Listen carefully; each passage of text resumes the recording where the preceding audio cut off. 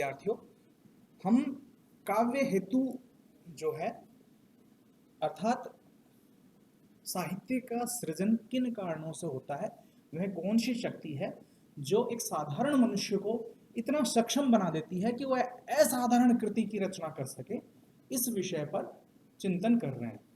हमने यह देख लिया कि हमारे जो मनीषी हैं, हमारे जो चिंतक हैं, जिन्होंने साहित्य पर शास्त्रीय ढंग से विचार किया है, उन्होंने 3 शक्तियों को इसके लिए आधारभूत रूप से जिम्मेदार माना है, और वह है प्रतिभा, व्युत्पत्ति और अभ्यास।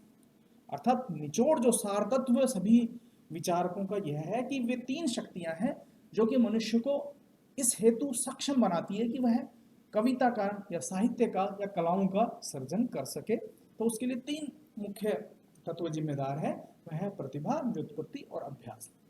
आइए हम देखते हैं कि ये मनीषी अपने विचारों का प्रकटीकरण किस तरह से करते हैं।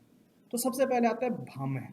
आचार्य भामह जो थे वो काव्य शास्त्र के प्रसिद्ध आचार्य रहे हैं, और उन्होंने काव्यालंकार नामक ग्रंथ लिखा, और उन्होंने उसमें ये कहते हैं कि गुरूपदेशा शास्त्रम जड़ धियो पाल्यम काव्यम तू जायते जाते कश्चित प्रतिभावत है। अर्थात कि गुरु के उपदेश से, गुरु की कृपा से, गुरु के आशीर्वाद से कोई जड़ मनुष्य भी, जड़मती मनुष्य भी अगर गुरु उस पर अपनी दृष्टि रख दे, गुरु उसके ऊपर आशीर्वाद बनाए रखे, तो वह भी शास्त्र का अध्ययन तो करने में सक्षम हो जाता है, सफल हो जाता है। लेकिन काव्यम तू जायते जाते कश्चित प्रतिभावत है, लेकिन कविता निर्माण की शक्ति तो किसी प्रतिभावान व्यक्ति ही में आ पाती है। अर्थात वह शक्ति जो कविता का निर्माण कर दे, साहित्य का निर्माण कर दे, वो तो किसी प्रतिभाशाली व्यक्ति में ही पाई जाती है। ये भामह का मत था। तो भामह इसमें स्पष्ट रूप से प्रतिभा के ऊपर जोर दे रहे हैं। भामह का ये विचार था कि गुरु के उपदेश से कोई भी निरक्षर व्यक्ति, जड़मती भी शास्त्र पढ़ने में सफल तो हो सकता है, लेकिन शास्त्र का निर्माण करने में केवल और केवल प्रतिभा ही वह शक्ति है जो कि काम आती है। और यह जो प्रतिभा नामक शक्ति है वह सभी में नहीं होती, सभी में समान रूप से वितरित नहीं होती। यह तो बहुत ही चुने हुए व्यक्ति, चुनिंदा व्यक्तियों में ही पाई जाती है, जिसके बल पर वह व्यक्ति असाधारण कृति का निर्माण कर सकता है। ये भामह के विचार थे।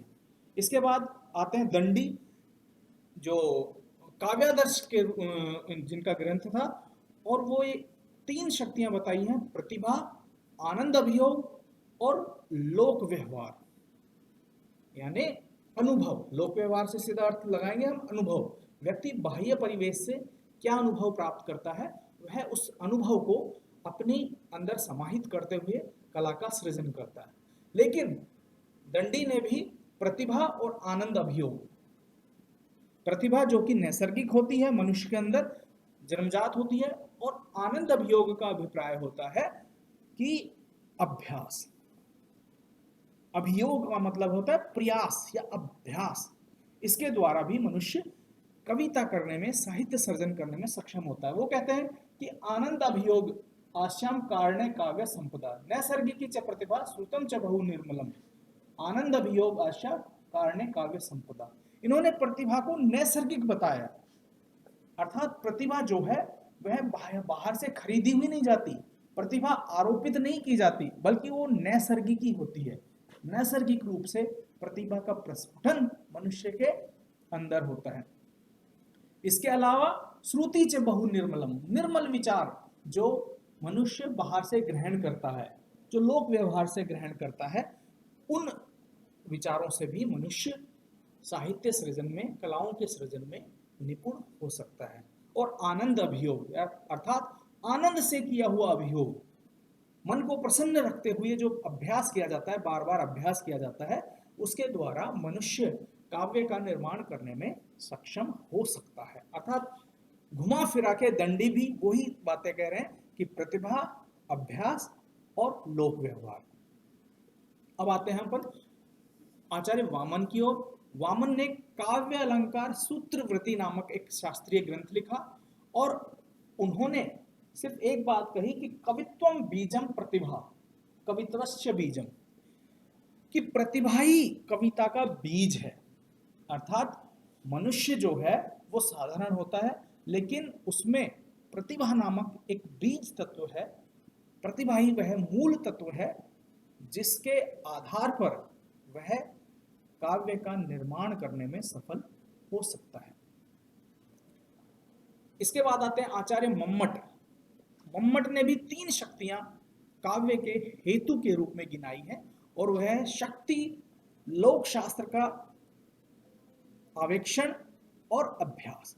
अर्थात लोक शास्त्र का गहन अध्ययन, गहन विचार और गहन मनन करना और उसके साथ साथ उसका अभ्यास करना, और शक्ति, शक्ति का अभिप्राय यहाँ पर जो प्रतिभा है, अर्थात जो सोल पावर है मनुष्य के अंदर जन्मजात पाई जाती है। बार बार हर हमारा जो आचार्य है वो इसी बात पर जोर दे रहा है कि यह जो प्रतिभा है, जो नैसर्गिक है, वह सबसे मूलभूत कारण है। इसके बाद आते हैं आचार्य हेमचंद्र और वो नवोन्मेष शालिनी प्रतिभा, इसके ऊपर बहुत जोर दे रहे हैं कि प्रतिभा जो होता है वो नवोन्मेष शालिनी होती है।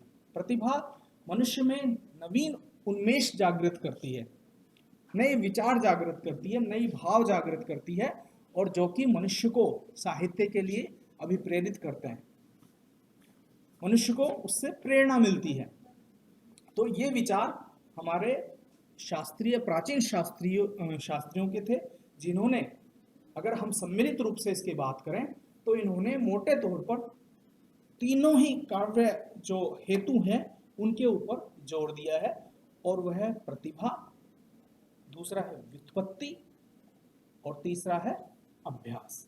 व्युत्पत्ति ज्ञान, अर्थात किसी गुरु के चरणों में बैठकर जो ज्ञान प्राप्त किया जाता है वह भी।